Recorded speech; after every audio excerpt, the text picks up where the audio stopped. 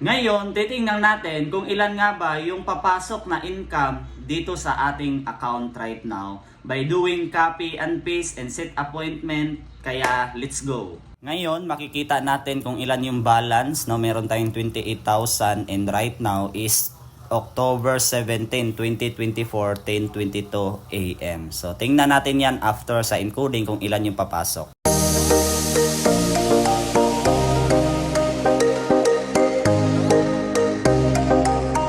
At ngayon, dahil tapos na yung pag-encode, 10:33 AM, October 17, 2024 at naging 34,600 from 28,000. So yung pumasok is 6,600 lang naman sa isang food lang.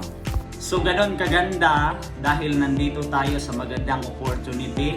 And right now, kumikita lang naman tayo ng 6,600 and then kakagising lang talaga natin. At tapos, meron nang pumasok na income. Doing copy and paste kahit nasa bahay lang ako, pero nagawa ko na kumita. Kaya kung ikaw, housewife ka, or empleyado, or kahit OFW ka na naghahanap ng legit na pagkakitaan sa online at pwede gawing part-time, pwede mo rin itong gawin. Kung interesado ka na malaman at kumita din kagaya ko, mag-comment ka lang ng how sa ibaba ng video na ito para mag-guide kita kung paano. See you!